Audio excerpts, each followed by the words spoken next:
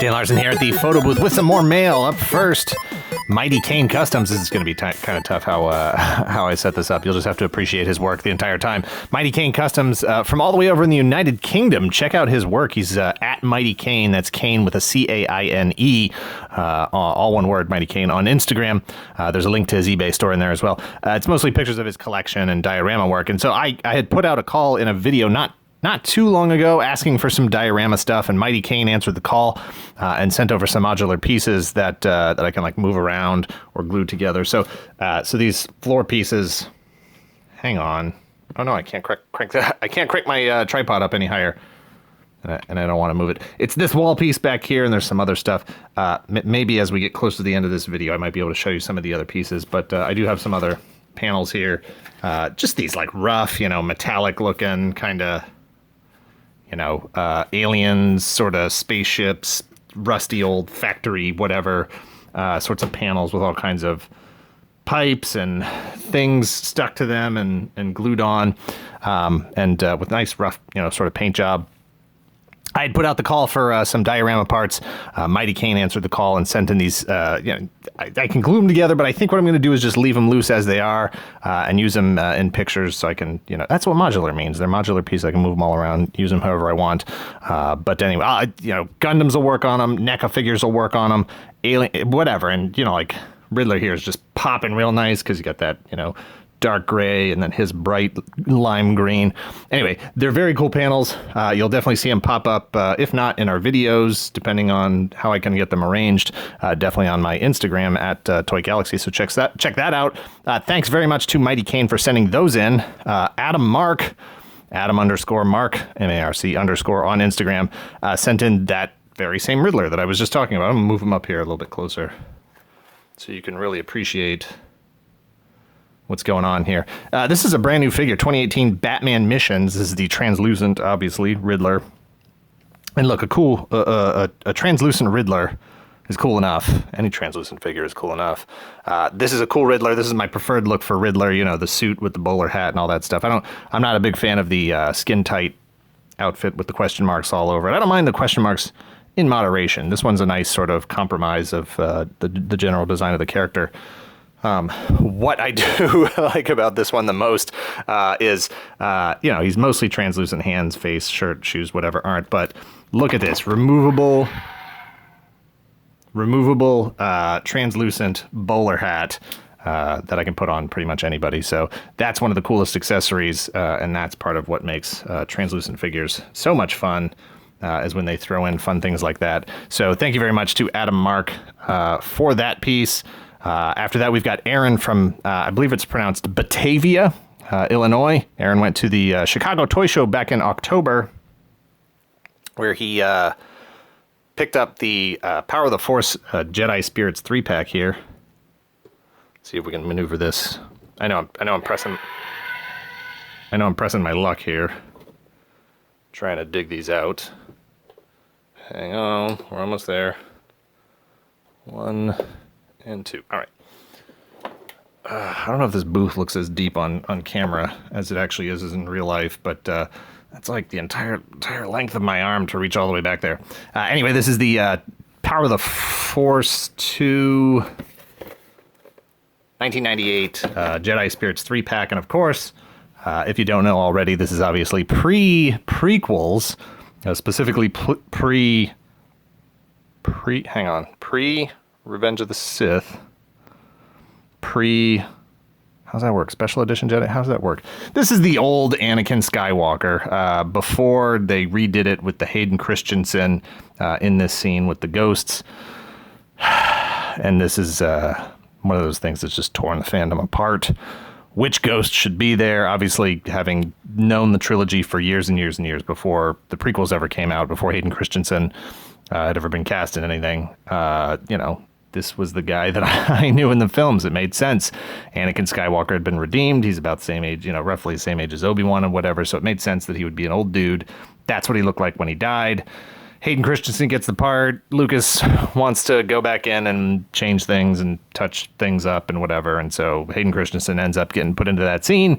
And it just makes it weird. It makes it weird seeing him there with Yoda and Alec Guinness. And you know, you can make the argument that, oh, you know, he was, that was the last time that he was good. And so, you know, he gets the Force lets him decide which version of himself he wants to appear as. You know, Luke in Last Jedi got to sort of choose how he was going to be perceived by people. And he chose a younger, more heroic version of himself, a version of himself that maybe not, you know, didn't actually ever exist.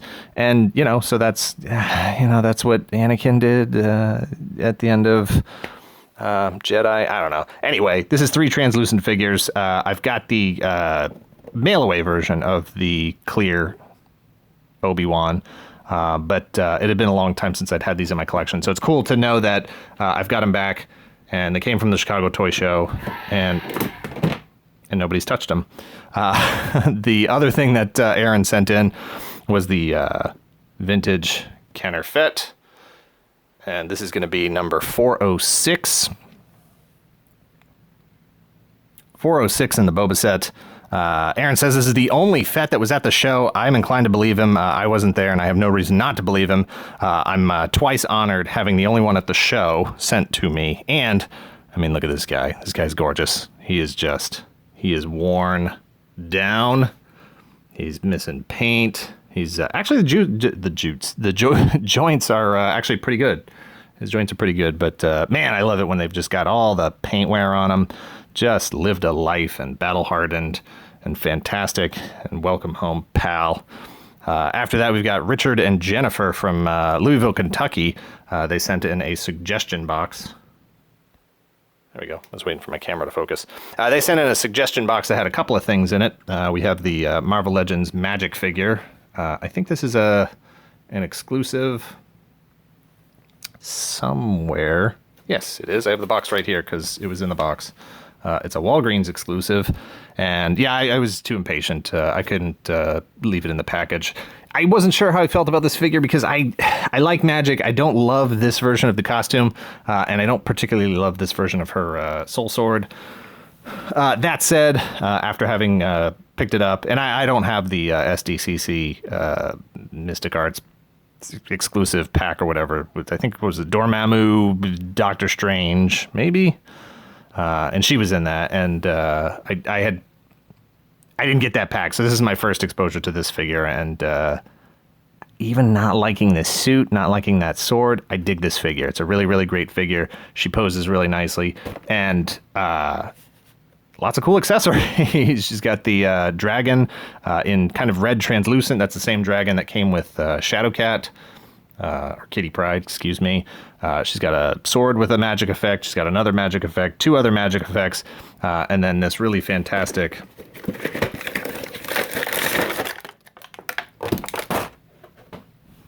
she's got an alternate hand. This is just a holding hand. I have her splayed fingers hand on her right now. But the coolest thing is she does come with this magic effect that is essentially a red flaming Ghost Rider skull, and it's got the same articulated joint, and you can put it on the Ghost Rider body, so that's really, really cool. That's a bonus, and that's the kind of stuff that I really would like to see more of, so I got to give Hasbro credit for including something like that. More extra hands, more crazy accessories, more bonus heads that go to other figures that work as accessories for the figure that you just bought. That's all cool stuff. That's the kind of stuff that really keeps me excited picking stuff up. Also from Richard and Jennifer, we have the McFarlane Destiny Zavala.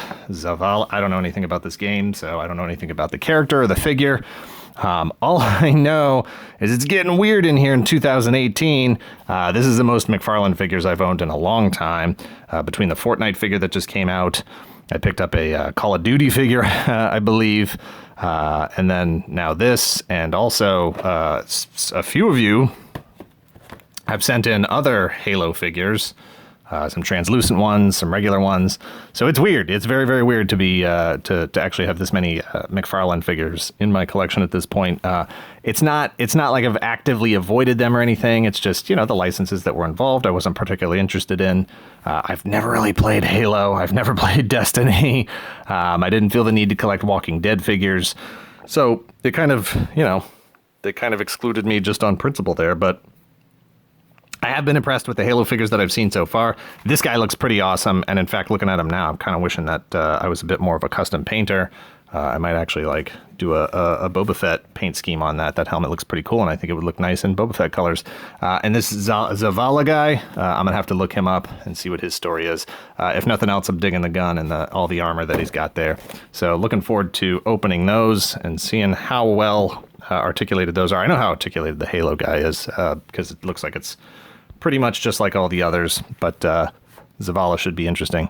And then, okay, so that's from Richard and Jennifer in Louisville, Kentucky. Thank you so much for sending those in. Aaron from Crete, Illinois. It's the Aaron video. Aaron from Crete, Illinois sent in this really fantastic, and I apologize if I overuse that word, but it is fantastic. Custom Kenner Boba Fett Funko Pop. He said he had wanted to send in an actual Fett for the set. Didn't have one, couldn't send one in. So he decided to customize this. And I really appreciate the work he did to, put the rangefinder in the proper position. I don't know if you can see on the back here. His missile is actually painted, and the colors are just right, and I absolutely love it. And I don't think I actually have this version of the Funko Pop Fett. I think I have the other one that was the blind box exclusive one where his jets are firing and he's kind of flying. But this is adorable, and I love it, and it's custom, and it's perfect, and I've got the only one, and I really appreciate that. But even better than that, Aaron sent in a piece of artwork that is just second to none. It is gorgeous. It is just a fantastic piece. Leave one for the next collector. Spider-Ham, Kenner Fett, and the Toy Galaxy logo. This is amazing. I'm going to frame it. I'm going to put it on the wall. For now, it might just go on the fridge, but that's a place of honor as well. So, Aaron, thank you so much. I am truly honored to have that as a one-of-a-kind piece of art, and it's very well done. It's actually a really well done piece. So thank you so much for sending that in. After that, we've got Sunny from Cincinnati, Ohio. Sunny sent in the Toy Box TIE Fighter here, which I wasn't sure I was going to grab because the two vehicles they've got for Star Wars are the Millennium Falcon and this TIE Fighter. The Falcon I'm not going to grab because I've already got Han and Chewie, and the Falcon's not to scale or anything. I know, right? But the TIE Fighter, all I really wanted was the TIE Pilot, but I wasn't sure I wanted to actually spend the money to get that and the TIE Fighter. But here's what the TIE Fighter does. I didn't think so. The TIE Pilot's great, and I'm excited to have that because the only figures I was missing were obviously the TIE Pilot because he was brand new, and I wasn't sure I was going to get him because I had to buy the TIE Fighter and everything. But I also didn't have the Force Awakens Stormtrooper. So kudos to Sunny, who was clearly paying attention and knew that this was the only other figure I didn't have. So that's great. But hey, look at this TIE Fighter. If you're wondering, here's what it does. I didn't think the cockpit opened, but it does. And there's like a seatbelt buckle thing here. I had a real hard time getting him in it. So he would basically just be sort of clamped half in the cockpit, which is kind of weird, but that is a clear cockpit. I thought it was just painted. And then it's got two missile launchers here, which don't do anything. And I think I already lost the missiles. And it's got this handle on the back, which you just kind of just grab here, and it lets you do the barrel roll, because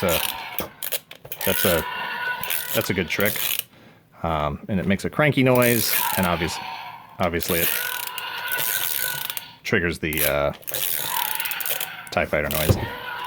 All right, we get it. So thank you very much to Sunny for those items, especially this TIE Pilot that I probably would have whined about for a while if I hadn't been able to pick it up at some point, if they didn't release it single-carded. Make you buy the TIE Fighter. I probably would have stocked out the Disney store, hoping to get it on clearance or something, so I didn't have to spend a ton of money. But that's really great. And now my Star Wars toy box collection is complete because I had been missing this guy, and now I've got them all. Lastly, we have Boba Fett's number 407 and 408.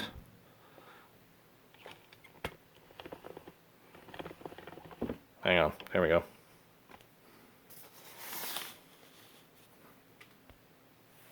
Boba Fett's 407 and 408. These came from Mike's Vintage. He's Mike's Vintage on Instagram. Check him out. Buy something today. I bought lots of stuff from him over the years. All Fetts. So please don't buy his Fetts. Those are for me. Thanks again to... I'm not even going to talk about these guys. Here's the thing about Boba Fett's. I know I've talked about this before, but we're going to talk about it again here for a few minutes. Each one is unique. They're like a snowflake. They're like a fingerprint.